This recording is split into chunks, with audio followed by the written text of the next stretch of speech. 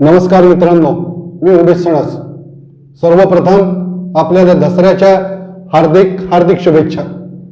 दसरा हा सण महाराष्ट्रामध्ये गेली अनेक वर्ष शौर्याचं, पराक्रमाचं प्रतीक म्हणून साजरा केला जातो। मराठ्यांचा सगळा इतिहास हा दसऱ्याभोवती गुंफलेला आहे असं म्हटलं तरी वावगं ठरणार नाही। उत्तर भारतात हा सण दशहरा म्हणून साजरा केला जातो। दसऱ्याचा प्राचीनतम इतिहास आपल्याला असं सांगतो की राम आणि रावण यांच्या युद्धामध्ये ज्या दिवशी रावणाचा पराभव झाला तो दिवस आपण दसरा म्हणजेच दशहरा म्हणून गेली अनेक वर्ष, गेली अनेक शतकं साजरा करीत आहोत। आपल्या सर्वांना पुन्हा एकदा दसऱ्याच्या हार्दिक शुभेच्छा। राम आणि रावणाचं युद्ध 85 दिवस चाललं। या युद्धामध्ये राम भूमीवरून आणि रावण रथातून असे एक विषम युद्ध अनेक दिवस सुरू होतं। रामाचं आणि रावणाचं हे युद्ध बघायला आमचे देवही गोळा होत होते आणि आकाशातून रामाचं आणि रावणाचं युद्ध बघत होते। या 84 दिवसामधल्या पहिल्या कालखंडामध्ये देवांनी कधीही रामाला मदत केली नाही। रामाला मदत करण्याचा विचारही देवांनी मनात आणला नाही। याचं सगळ्यात महत्वाचं कारण असं की या युद्धात रावणाचा विजय झाला तर रावण आपल्याला सोडणार नाही याची खूप मोठी भीती आमच्या देवांना वाटत होती आणि म्हणून पहिली 84 दिवस देवांनी रामाला कसलीही मदत केली नाही। एखादा क्रिकेटचा सामना पाहायला यावं आणि तो सामना एन्जॉय करावा तसे देव हे राम रावणाचं युद्ध एन्जॉय करीत होते असं म्हटलं तरी चालेल। 84व्या दिवशी संध्याकाळी देवांच्या असं लक्षात आलं की राम रावणाच्या युद्धामधली एक निर्णायक घडी अशी आलेली आहे की इथून पुढं रामाचा पराभव होणं हे अशक्य आहे। या पुढे रामाचा पराभव करणं हे रावणाला शक्य होणार नाही आणि हे लक्षात आल्यानंतर 85व्या दिवशी सकाळी देवांनी रामाला रथ पुरवला। तोपर्यंत राम भूमीवरून आणि रावण रथातून असे एक विषम युद्ध राम आणि रावणामध्ये सुरू होतं। या विषम युद्धामध्ये रावणाला विषम युद्ध असतानाही रामाचा पराभव करता येत नव्हता।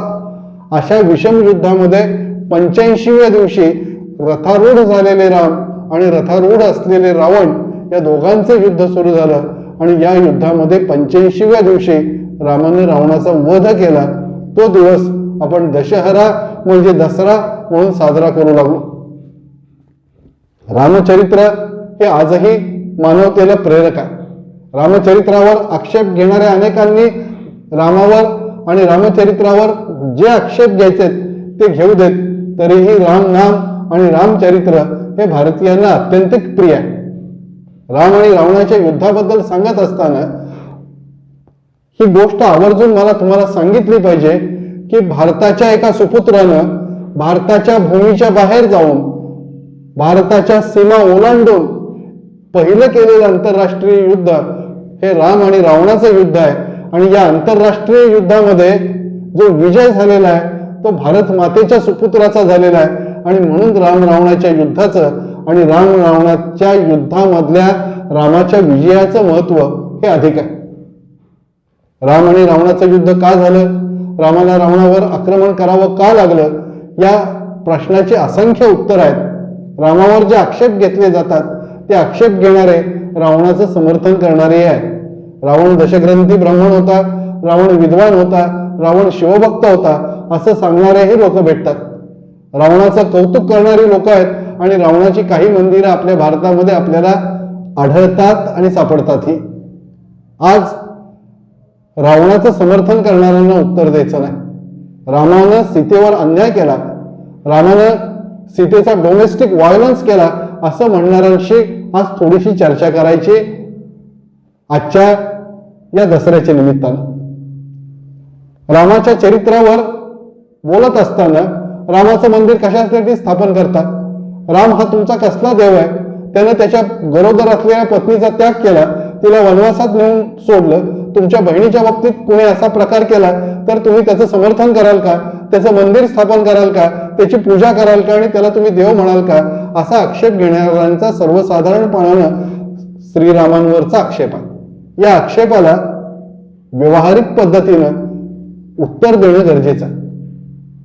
वाल्मिकींचं रामायण जे आहे त्याचा शेवट जो आहे तो कुठं होतो हे पहिल्यांदा आपण समजावून घेतलं पाहिजे. वाल्मिकी रामायण वाचलं तर असं लक्षात येतं की राम वनवासातून अयोध्येला आले. रामाने अयोध्येला आल्यानंतर रामाचा राज्याभिषेक झाला. या राज्याभिषेकासाठी हनुमान, सुग्रीव, इतर विभीषणासारखे रामाचे नवे झालेले मित्र हे भारतभरातून आलेले होते. हे सगळे रामाच्या राज्याभिषेकाला हजर झाले.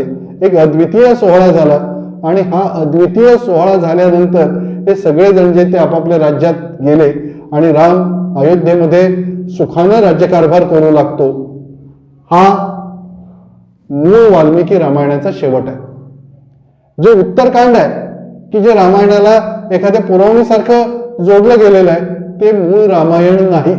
मूळ रामायणामध्ये रामाने सीतेचा त्याग केला, आजच्या भाषेत सीतेचा डोमेस्टिक व्हायलन्स केला असा कोणताही पुरावा नाही.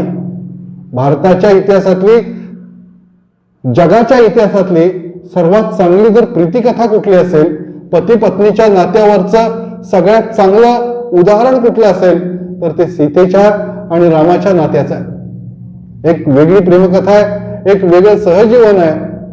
अशा प्रकारचं सहजीवन राम आणि सीतेनं एकत्र जगलेलं आहे की ज्या सहजीवनामध्ये राजवाड्यापेक्षा अरण्यामध्ये, वनवासामध्ये, त्यांच्या आयुष्यामध्ये सुखाचे असंख्य क्षण आले, सुखाचे असंख्य प्रसंग आलेले आहेत. आणि या सगळ्या सुखाच्या प्रसंगांचा विचार केला, रामाचं सीतेबरोबर असलेलं नातं, सीतेचं आणि रामाचं भावविश्व विचारात घेतलं तर रामावर आरोप करणाऱ्यांना कधीतरी एकदा उत्तर देणं गरजेचं आहे. उत्तरकांड हा मूळ रामायणाचा भाग नाही.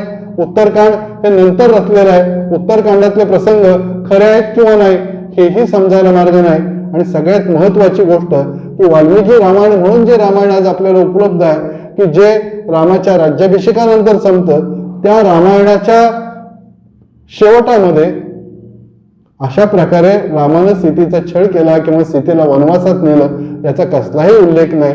थोडंसं उत्तरकांडाबद्दल बोललं पाहिजे. वाल्मिकीचं रामायण म्हणून जे रामायण उपलब्ध आहे त्याच्यामध्ये एक लॉजिकल रेलेव्हन्सी आहे, त्याच्यामध्ये तर्कसंगतपणा आहे की जो तर्कसंगतपणा या उत्तरकांडामध्ये दिसत नाही. त्यामुळे हे उत्तरकांड हे रामायणाला जोडलेलं ठिगळ आहे, जोडलेली पुरवणी आहे की जो इतिहासाचा भाग नाही, जो रामायणाचा भाग नाही आणि जो ज्यामध्ये सत्यतेचा कसलाही अंश नाही असं म्हटलं तरी चालेल.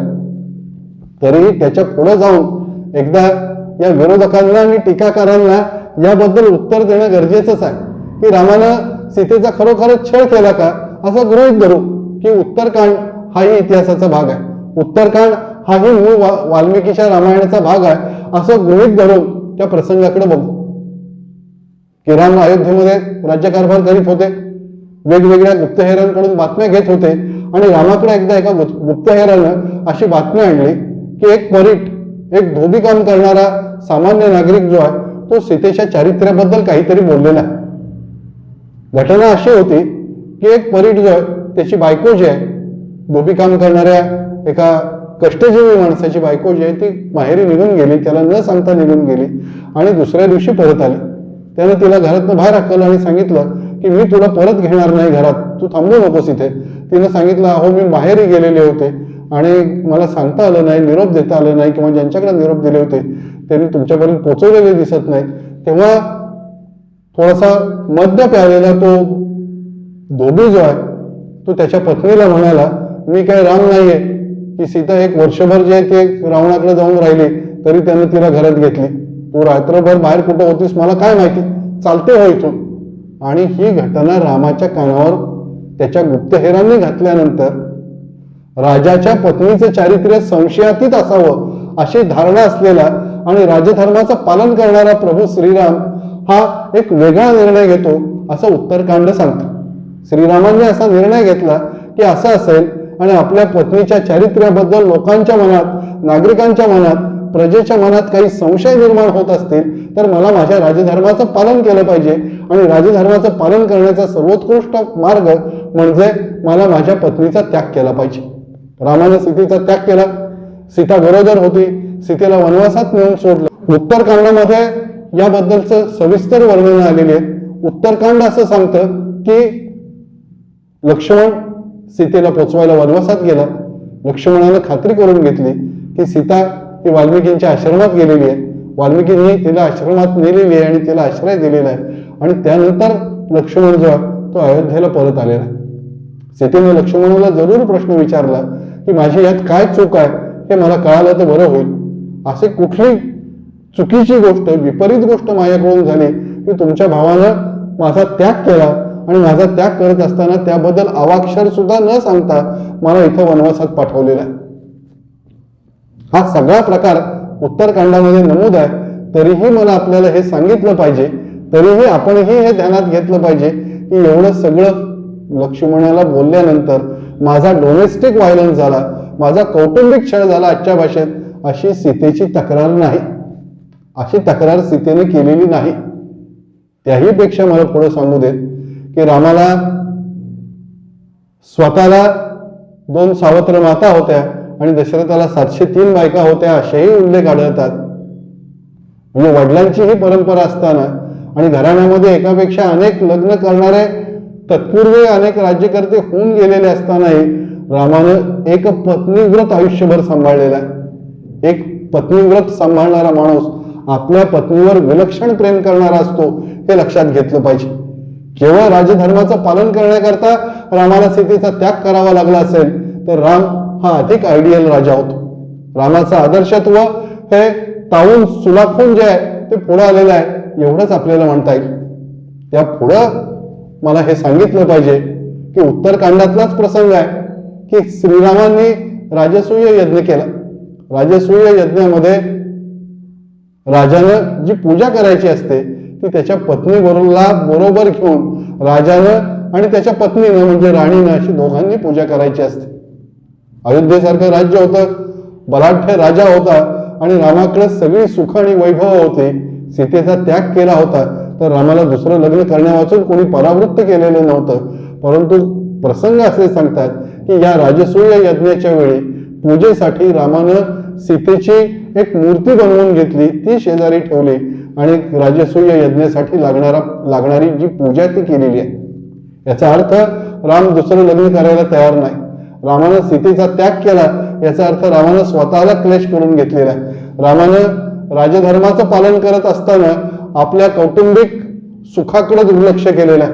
राजधर्माचं पालन करत असताना रामाला स्वतःचं वैयक्तिक प्रेम आणि सहजीवन जे आहे ते सुद्धा बाजूला ठेवावं लागलेलं आहे. पण त्याचीही पर्वा श्रीरामांनी केलेली नाही असं आपल्याला अगदी निश्चितपणाने म्हणता येईल असा हा प्रसंग आहे. त्या पुढे जाऊन मला आपल्याला हे सांगितलं पाहिजे की राजधर्माचं पालन करणारा राम हा आमचा आदर्श आहे. आज रामाची मंदिरं का पाहिजेत? आज राम हा आपल्याला आदर्श का पाहिजेत? वर्तमानकालीन राजकारणी जर आमचा आदर्श होऊ शकत नसतील, वर्तमानकालीन राजकारणी हे जर आम्हाला कोणत्या प्रेरणा देऊ शकत नसतील आणि त्यांच्या जीवनापासून आम्हाला काही मार्गदर्शन घेता येत नसेल तर आम्हाला आमच्या इतिहासाकडे डोळसपणानं पाहावं लागेल. आणि इतिहासातले कोणी महापुरुष अशा पद्धतीने आम्हाला मार्गदर्शन करू शकत असतील, ज्यांचं जीवन आम्हाला प्रेरक ठरत असेल तर त्या महापुरुषांच्या चरणी आपलं मस्तक ठेवणं ही नवीन पिढीसाठी गरजेची गोष्ट. रामाचं नाव हे माणसाला आजही अनेक गोष्टी करण्याला प्रेरणा देतं. याच्या मागची भूमिकाच ती आहे. राम हा आदर्श मुलगा आहे. वडिलांच्या एका शब्दासाठी वनवासात जाणारी मुलं ही आजच्या काळात दिसत नाही. आपल्या सावत्र भावांवर रामाने जेवढं प्रेम केलेलं आहे तेवढं प्रेम आजच्या काळात माणसं स्वतःच्या सख्या भावांवर करीत नाहीत. एक पत्नीव्रत हे रामाच्यासाठी आणि नंतरच्या पिढ्यांसाठी जे ते आदर्श असणारी गोष्ट आहे. रामा इतका आदर्श राजा जगाच्या इतिहासात आजवर झाला नाही असं म्हणण्याचं कारणच हे आहे की अनेक वर्ष तदनंतरची देखील आणि आजची देखील लोक रामराज्याचं स्वप्न पाहतात. रामराज्यामध्ये आम्हाला जगता यावं अशा प्रकारची भावना लोकांच्या मनामध्ये आहे. अशा प्रकारे रामराज्याचं स्वप्न लोकांनी बघणं हे रामाचं मोठेपण सांगतं. रामाच्या नंतर अनेक राज्यकर्ते जे आहेत ते भारताच्या इतिहासात आणि जगाच्या इतिहासातही होऊन गेले. परंतु रामाच्या राज्यानंतर आम्हाला अमुक एका राजाच्या राज्यात राहायचंय असं स्वप्न छत्रपती शिवाजी महाराज सोडले तर इतर राजांच्या बाबतीत जनतेनं कधीही पाहिलेले नाही. आम्हाला शिवशाही जगायची, शिवकाळात जगायचंय आणि शिवाजी महाराजांच्या राज्यात राहायचंय असं म्हणणारे अनेक नागरिक आणि इतिहासाचे अभ्यासक आजच्या काळातही आढळतात. ते भाग्य रामानंतर फक्त शिवाजी महाराजांना मिळालेलं आहे, परंतु रामराज्याचं स्वप्न हे लोकांचं अत्यंत आवडतं स्वप्न आहे. राम हा लोकांसाठी असणारा खूप मोठा आदर्श आहे. राम हा माणसांना जगावं कसं हे शिकवतो. जीवनाचा मार्ग कसा असावा हे रामचरित्र जर शिकवत असेल तर रामाला देव मानण्यात काय गैर आहे. राम हा माणसाला स्वतःच्या कुटुंबियांवर आणि प्रजाजनांवर प्रेम कसं करावं हे शिकवत असेल. शांतपणा, संयम, निर्धार आणि पराक्रम म्हणजे जर रामायण असेल तर रामाचं मंदिर उभं करणं आणि रामाला देव मानणं यात काही गैर नाहीये हेही मला सांगितलं पाहिजे. म्हणजे आजच्या काळामध्ये रामाचं वर्तन हे अतिशय विपरीत आहे की एक धोबी रामाच्या पत्नीबद्दल वाईट बोलला हे कळाल्यानंतर रामानं काय करायला हवं होतं. रामानं त्या पार्टाच्या घरी ईडी पाठवायला पाहिजे होती, सीबीआय पाठवायला पाहिजे होती, इन्कम टॅक्स पाठवायला पाहिजे होती. अगदी तो परीट गरीब होता आणि त्याची आर्थिक परिस्थिती फारशी चांगली नव्हती. ईडी आणि इन्कम टॅक्स पाठवता आले नसते, परंतु किमान सीआयडीची क्राईम ब्रँच त्याच्या घरी पाठवता आली असते, किमान 2 पोलीस त्याला घरी दम द्यायला पाठवता आले असते. अगदी यातलं काही करण्याचं रामानं टाळलेलं आहे. किमान रामाला त्याचे 5-10 कार्यकर्ते पाठवता आले असते त्या पर्टाच्या घरी, तुझ्या तोंडाला काळं फासू, तुला मारहाण करू, तू माफी माग, असा काही प्रकार करता आला असता. पण रामांनी अत्यंत सामान्य प्रजाजन असलेल्या या कष्टकरी नागरिकाच्या विचाराचा, कष्टकरी नागरिकाच्या मताचा सन्मान केलेला आहे. हे जर रामायण आम्हाला शिकवत असेल, उत्तरकांडातला प्रसंग आम्हाला शिकवत असेल तर राजा म्हणून रामाचं असणारं मोठेपण हे अधिक काळजाला जाऊन भिडतं असं म्हटलं तर अजिबात वावगं ठरणार नाही. सगळ्यात महत्वाची गोष्ट, श्रीराम आणि सीता यांचं सहजीवन कसं होतं हेही आपल्याला कधीतरी समजावून घ्यावं लागेल. भारताच्या इतिहासातली, जगाच्या इतिहासातली आणि वाङ्मयाची पानं चाळत असताना भारतातल्या पहिल्याच महाकाव्यामध्ये राम आणि सीतेचं जे सहजीवन सांगितलेलं आहे त्या सहजीवना इतकं एक आदर्श सहजीवन आणि त्या प्रीतिकथे इतकी आदर्श प्रीतिकथा दुसरीकडे कुठेही सापडत नाही. म्हणजे तुलसीदासानं लिहिलेल्या रामायणामध्ये राम आणि सीतेची पहिली भेट जी आहे ती या मिथिला नगरीच्या गावाबाहेर असलेल्या एका देवीच्या मंदिरात झाले. प्रथम दर्शनी श्रीराम सीतेच्या प्रेमात पडले आणि सीता श्रीरामांच्या प्रेमात पडलेली आहे. दोघं एकमेकांच्या पुढे उभं राहिल्यानंतर देवीच्या मंदिराच्या बाहेर दोघांना काय बोलावं हे सुचत नाही. दोघं एकमेकांकडे आकर्षित झालेले आहेत. ही सगळी तुलसीदासाची वर्णन आहेत. आजच्या एखाद्या उत्कृष्ट कादंबरीला किंवा आजच्या एखाद्या सिनेमाला लाजवेल अशा प्रकारचा हा प्रसंग तुलसीदासांनी त्यांच्या तुलसी रामायणामध्ये लिहिलेला आहे. राम आणि सीता एकमेकांच्या समोर उभे आहेत, एकमेकांकडे बघतायत, सगळ्या जगाचं भान ते विसरलेले आहेत. आणि अशा वेळी सीतेची एक मैत्रीण सखी पुढे येते आणि तिथे रामाजवळ बोलून जाते की उद्या संध्याकाळी पुन्हा आम्ही या मंदिरामध्ये येणार आहोत आणि दुसऱ्या दिवशी संध्याकाळी जे आहेत ते येणार असं सांगून राम आणि सीता जे आहेत सीता जे आहेत ते तिथून एकमेकांपासून दूर जात आहेत. मग रामानं शिवधनुष्य कसं उचललं, ते शिवधनुष्य उचलत असताना हा सुकुमार तरुण शिवधनुष्य उचलण्यासाठी पुढे आल्यानंतर सीतेने डोळे कसे मिटून घेतले आणि माझ्या वडिलांनी हा पण का लावला, या सुकुमार तरुणाला हे शिवधनुष्य उचलता येणार आहे का, म्हणून आपल्या वडिलांना दोष देणारे, डोळे मिटून बसणारे, रामावर अनुरक्त झालेले, रामाच्या पूर्ती प्रेमात पडलेले आणि या रामाला हे शिवधनुष्य उचलता यावं म्हणून आपल्या कुलदेवतेची प्रार्थना करणारी सीता हे ज्या पद्धतीनं तुलसीदासांनी रंगवलेली आहे ती तुम्ही मुळापासून वाचले म्हणजे राम आणि सीतेच्या सहजीवनाची सुरुवात कशी झाली हे आपल्या लक्षात येईल. रामाला वनवासात जायचा हुकूम हा दशरथानं केला होता, तो एकट्या रामासाठी होता, तो सीतेसाठी हुकूम नव्हता. अशा वेळी आजच्या काळातली एखादी मुलगी असती आणि पत्नी असती तर ती रामाला म्हणाली असते की तुम्ही 14 वर्ष वनवासात जाणार आहात, तुमचं कुशल जमेल तसं लोकांकडे पाठवत जा, मी इथं सासरी राहून काय करू, मी माहेरी जाते, परत आल्यावर निरोप द्या, तुमचा निरोप आला की मी परत येईन, तोपर्यंत मीही माझ्या माहेरी जाते, माझ्या माहेरी माझी चांगली व्यवस्था होईल आणि तुम्ही इथं नसाल तर वनवासामध्ये जाणं, अरण्यात जाणं, जंगलात राहणं आणि तिथं काही करणं हे माझं कामही नाहीये आणि मला तसा आदेशही नाही, म्हणून आजची सीता तिच्या माहेरी गेली असते. सीता रामाशी भांडलेली आहे. रामाचं आणि सीतेचं एकदाच भांडण झालेलं आहे हे संपूर्ण रामायण सांगतं. राम वनवासामध्ये जाण्यासाठी ज्यावेळी बाहेर पडायला लागले आणि सीतेला ही गोष्ट रामाने सांगितली, त्यावेळी सीता रामांच्या मागे लागली की मला तुमच्या बरोबर वनवासात येऊ देत. तेव्हा राम सीतेला सांगू लागले की सीते, अरण्य हे गहन असतं, अरण्यामध्ये वन्य श्वापद असतात, हिंस्र पशु असतात, जंगल हे अतिशय कठीण असतं, समजावून घ्यायला, जगायला आणि राहायला त्यावेळी सीता अतिशय चिडते. रामाला समजावून सांगण्याचा प्रयत्न करते, तरीही राम ऐकत नाही. म्हटल्यावर सीता हसू लागते. तू का हसतेस? असा एखादा कौटुंबिक पती पत्नीतला संवाद आहे की जो वाल्मिकीने स्वतःच लिहिलेला आहे. त्यावेळी सीता रामाला उपहासात्मक शब्दात सांगते की माझ्या वडिलांनी मला सांगितलं होतं की माझं लग्न, माझा विवाह एका पराक्रमी पुरुषाशी लावला गेलेला आहे, परंतु माझा नवरा मला जंगलाची भीती घालतोय. माझ्या वडिलांनी चुकीची माहिती तर मला सांगितली नाही ना, असं मला वाटू लागलेलं आहे. आणि संसारी पुरुषासारखा राम सीतेला सांगतो की बाई आता बोलू नकोस, आता बंद कर तुझं बोलणं आणि आटप, जाऊ आपण वनवासाला.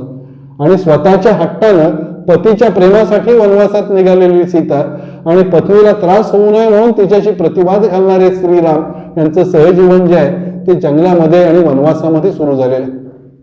तुलसीदासाच्याच रामायणातला एक प्रसंग आहे की अयोध्येतून बाहेर पडत असताना, नदी ओलांडून जात असताना राम आणि सीता जे आहेत ते नावेमध्ये बसलेले होते. एक नावाडी नाव चालवत होता आणि रामाच्या चेहऱ्यावर जे आहे ते अतिशय विमनस्क भाव सीतेनं पाहिले की आपला नवरा विमनस्क का झालेला आहे हे सीतेला कळालं. तिच्या लक्षामध्ये आलं की नावाड्याला पहिल्या तीरावर पोहोचवण्यानंतर त्याच्याकडे देण्यासाठी रामाकडे काही नाही. अयोध्येचा युवराज आहे, भावी राजा आहे, परंतु त्याच्या हातात अलंकार नाही आहेत, त्याच्या हातामध्ये द्रव्य नाहीये आणि या नावाड्याला आपण काही देऊ शकत नाही. याचं दुःख आणि वैषम्य आपल्या नवऱ्याला वाटत आहे आणि म्हणून साऱ्या प्रवासात, या जलप्रवासात आपला नवरा अस्वस्थ आहे हे न सांगता पतीचं दुःख जे आहे ते पत्नीला कळालेलं आहे. सीतेला हे दुःख कळणं, सीतेला रामाचे हे भाव समजणं हे त्यांच्यातलं प्रेम किती दृढ आहे हे लक्षात येण्यासाठी पुरेसं आहे. राम पहिलं तीरावर आल्यावर नावेतून उतरले. सीतेला त्यांनी उतरायला मदत केली. नावाडी पुढं होता. सीतेनं काहीही न बोलता सीतेच्या बोटामध्ये एक मुद्रिका म्हणजे एक अंगठी होती, ती अंगठी काढली आणि रामाच्या हातात दिली. रामाच्या चेहऱ्यावर आनंद निर्माण झाला. रामानं ती अंगठी नावाड्याला दिली. नावाड्यानं घेतली न घेतली ही गोष्ट वेगळी आहे, पण न बोलता आपल्या पतीला ओळखणारी, आपल्या पतीचं हृदय वाचणारी सीता ही आजच्या काळातल्या सर्व स्त्री पुरुषांसाठी आदर्श आहे. आणि आपल्या पतीला एवढं समजावून घेणारी सीता आणि आपल्या पत्नीवर इतकं निरशित प्रेम करणारे श्रीराम यांची प्रीतिकथा ही एक वेगळी प्रेमकथा म्हणून एकदा आपण समजावून घेण्याची आवश्यकता आहे. वनवासातला प्रवास चालू होता. वनवासामध्ये राम आणि सीता एकत्र राहत होते. रावणाचा या सगळ्या कथानकामध्ये प्रवेश झाला. मारीच जो आहे तो हरणाचं रूप घेऊन आला. पंचवटीला राम आणि सीता राहिलेले होते आणि तिथे हे हरण पाहिल्यानंतर सीतेनं जे आहे ते सांगितलं की मला हे हरण पाहिजे, शक्यतो जिवंत पकडा, नाही पकडता आलं तर त्याला मारा आणि त्याचे जे कातड आहे त्याचे कातड्याचे कपडे जे आहेत ते मला करून घालायला आवडतील. लक्ष्मण बरोबर होता. रामाला लक्ष्मणाला सांगता आलं असतं की लक्ष्मणा जा आणि या हरणाला पकडून आण, पण तसा प्रकार झाला नाही. आपल्या पत्नीच्या प्रेमापोटी भारतातल्या सगळ्यात मोठ्या राज्याचा प्रमुख असलेला, युवराज असलेला राम जो आहे तो अनवाणी पायाने जो आहे तो तिथून बाहेर पडलेला आहे आणि त्या हरणाला पकडण्याचा प्रयत्न करतोय. रामाचं सीतेवर अत्यंतिक प्रेम असल्यामुळे रामानं हा प्रकार केलेला आहे हेही समजावून घेतलं पाहिजे. रावण आला, त्यानं सीतेचं अपहरण केलं, किडनॅपिंगचा प्रकार झाला आणि रावण सीतेला घेऊन पुष्पक विमानातून जे आहे ते लंकेला जायला निघाला. रावण गेला लंकेला, सीतेला घेऊन गेला. राम परत आला आणि जेव्हा त्याला सीता दिसेना तेव्हा झाडांना आणि वेलींना मिठ्या मारणारा राम हा आम्ही वाल्मिकी रामायणामध्ये वाचलेला आहे. झाडांना आणि वेलींना मिठ्या मारत राम विचारित होते की झाडांनो, वेलींनो, तुम्ही माझ्या सीतेला पाहिलीत का? माझी सीता कुठे गेली आहे हे तुम्हाला माहिती आहे का? या मार्गानेच तर तिचं अपहरण झालं नसेल ना? या मार्गाने जाताना तुम्ही माझ्या सीतेला पाहिली आहे का? पत्नीवर इतकं प्रेम करणारा राजा हा जगाच्या इतिहासात दुसरा दिसत नाही. तो राजा म्हणजे राम आहे. हा रामही आपण समजावून घेतला पाहिजे. रावण हा सीतेच्या पर्णकुटीत आला. आपली ओळख न दाखवता तो सीतेशी बोलत होता आणि तिला हा रावण आहे असं कळाल्यानंतर सीतेने त्याची निर्भत्सना केली. रावण सांगत होता की मी तुला माझी पट्टराणी करेन, लंकेचं वैभव हे अयोध्येपेक्षा कितीतरी अधिक आहे, आणि असा वनवासात राहणाऱ्या एका अतिशय गरीब तरुणाकडे न राहता तू वैभवामध्ये राहण्यासाठी माझ्याकडे ये. त्यावेळी सीतेनं रावणाची निर्भत्सना करून त्याला सांगितलेलं आहे की माझा पती हा जगातला शूर आहे, पराक्रमी आहे, माझ्या पती इतका देखणा पुरुष जो आहे तो जगात दुसरा कोणी नाही आहे. स्वतःच्या पत्नीबद्दल रामाचं जसं प्रेम आहे तसंच प्रेम सीतेचंही रामाबद्दल आहे. स्वतःच्या पतीबद्दलचा कमालीचा अभिमान जो आहे तो सीतेला या कालखंडात सीतेचा यावेळी दिसून आलेला आहे. पुष्पक विमानातून जाताना सीता रामाला आठवत होती आणि पुढे असलेल्या रावणाला सांगत होती की माझा पती तुला सोडणार नाहीये, तू अतिशय पराक्रमी आहे, तू जिथेही घेऊन जाशील तिथं माझा पती येईल आणि तुझा विनाश करल्याशिवाय राहणार नाही. आपल्या पत्नीबद्दलचा हा विश्वास सीतेला असणं हे राम आणि सीतेच्या कथेतलं एक वेगळं वैशिष्ट्य आहे. हनुमान लंकेला गेले, सीता अशोकवनात होती. अशोकवनात हनुमानाची आणि सीतेची गाठ पडली. हनुमानाने सीतेला सांगितलं की माते तू माझ्या खांद्यावर बस आणि मी 7 समुद्र पार करून जे आहे ती तुला नेतो आणि श्रीरामांची आणि तुझी गाठ घालून देतो. सीतेने याला नकार दिलेला आहे. सीतेने सांगितलेलं आहे की माझ्या पतीवर विश्वास आहे, मला माझ्या पतीच्या पराक्रमावर विश्वास आहे, माझ्या पतीच्या कर्तृत्वावर माझा विश्वास आहे, आणि माझा पती इथं येईल, ज्या रावणाने माझं अपहरण केलं त्या रावणाचा वध करेल, त्याच्या राज्याचा सर्वनाश करेल आणि सन्मानानं मला इथून घेऊन जाईल. हा माझ्या पतीवरचा विश्वास जो आहे तो मला कमी होऊ द्यायचा नाहीये. 1 वर्षाच्या लंकेतल्या कालखंडामध्ये रावणानं सीतेला अनेक आमिष दाखवलेली. राम मरण पावला अशा खोट्या बातम्या तिला सांगितल्या. युद्धभूमीवर तिला नेऊन मूर्छित पडलेले राम आणि लक्ष्मण दाखवले, परंतु राम आपल्याला इथून सोडवू शकेल. रामाचा पराक्रम हा अद्वितीय आहे. या पराक्रमावरचा सीतेचा विश्वास हा कधीही ढळला नाही आणि भारताची भूमी सोडून आपल्या पत्नीच्या शोधासाठी रावणाशी लढत देणारा रामाला राजा म्हणून त्याचा राजधर्म पाळायचा होता, श्रीरामांना त्यांचं कर्तृत्व दाखवायचं होतं आणि आपल्या पत्नीचं अपहरण करणाऱ्या शत्रूला धडा शिकवायचा होता. ही सगळी कारणं त्याच्या पाठीमागे होती रावणाला मारण्यामागची. पण रावणाला मारण्यामागची श्रीरामांची सगळ्यात मोठी प्रेरणा कोणती असेल तर त्यांच्या पत्नीवर असलेलं अत्यंतिक प्रेम हीच प्रेरणा होती, हेही समजावून घेतलं पाहिजे. राम आणि सीता यांचं सहजीवन हे मिथिलेमध्ये सुरू झालं. अयोध्येमध्ये काही काळ त्यांनी व्यतीत केला. वनवासातून आल्यानंतरही अयोध्येचा राजा म्हणून राम आणि राणी म्हणून सीतेचं सहजीवन सुरू झालं. पण राम आणि सीतेच्या या सहजीवनामध्ये, प्रीतिकथेमध्ये त्यांच्या आयुष्यातला सगळ्यात आनंदाचा, एकमेकांना समजावून घेण्याचा आणि एकमेकांच्या सहवासात राहण्याचा जर कालखंड कुठला गेला असेल तर तो कालखंड हा वनवासातला कालखंड आहे, की ज्या कालखंडामध्ये सीतेला सतत राम सोबत होते, रामाला सतत सीता सोबत होते आणि एकमेकांची साथ संगत जी आहे ती बरोबर घेत राम सीता जे आहेत ते वनवासातलं आयुष्य जगत राहिलेलं आहे. एकपत्नी व्रताचं पालन करणारा, वडिलांच्या शब्दासाठी 14 वर्ष वनवास स्वीकारणारा आपला पती हा आदर्श राजा आहे याची सीतेला खात्री होती. आपली पत्नी ही तेजस्वी आहे, चारित्र्य संपन्न आहे, प्रामाणिक आहे याची रामालाही खात्री होती. राम आणि सीता यांच्या सहजीवनाबद्दल वाल्मिकी रामायण हे मुळात काही सांगत नाही, हे आपण लक्षात घेतलं पाहिजे. आणि जो उत्तर कांडातला प्रसंग आहे तो प्रसंग आहे असा खरा समजला तरी राजधर्माचं पालन करणारे राम यांनी सीतेचा डोमेस्टिक व्हायलन्स केलाय असं म्हणण्यापेक्षा रामाने राजधर्माचं पालन केलेलं आहे हे समजावून घेतलं पाहिजे. आणि राजधर्माचं पालन करणारा आदर्श राजा असलेला आपला पती हा सीतेला अधिक प्रिय होता हेही समजावून घेतलं पाहिजे. वनवासात गेल्यानंतर सीतेला जे दुःख झालं, सीतेला जो त्रास झाला, सीतेला ज्या वेदना आणि यातना सहन कराव्या लागल्या त्यापेक्षा अधिक वेदना आणि यातना या तुटीच्या आणि दूर राहण्याच्या अयोध्येच्या राजमहालामध्ये राहून श्रीरामांना सहन कराव्या लागल्या हेही या निमित्तानं समजून घेतलं पाहिजे. अयोध्येच्या राजमहालात राहणाऱ्या रामांनी सीतेच्या जागेवर आणून दुसऱ्या कुठल्या व्यक्तीला बसवलं नाही, सीतेची जागा कोणाला दिली नाही, आपल्या आयुष्यात दुसऱ्या स्त्रीचा प्रवेश होऊ दिला नाही. राजसूय यज्ञ करीत असतानाही सीतेची उणीव रामाला भासलेली आहे आणि सीतेची जागा दुसऱ्या कोणाला रामाने दिलेली नाही हे रामाचं सीतेवरचं प्रेम लक्षात घेतल्यानंतर रामानं सीतेचा डोमेस्टिक व्हायलन्स केला असं म्हणणाऱ्या लोकांची कीव येते. रामानं आपल्या गरोदर पत्नीचा त्याग केला आणि तिच्यावर अन्याय केला असं म्हणणाऱ्या व्यक्तीचीही कीव येते. एक पत्नीव्रती असणाऱ्या रामानं राजधर्माचं पालन केलं. राजधर्माचं पालन करणारा असा एक राज्यकर्ता आमच्या भारतभूमीत होऊन गेला की ज्यानं स्वतःच्या प्रजेच्या कल्याणाकरता सर्वस्वाचा त्याग केला, स्वतःचं सहजीवन दुःखी करून घेतलं, परंतु प्रजेच्या हिताशिवाय दुसरा कोणताही विचार केला नाही. असा राज्यकर्त्यांचा आदर्श असणारा राम हा आमचा पूर्वज आहे याचा अभिमान बाळगणं हे आपल्याला गरजेचं आहे. रामानं रावणाला मारलं.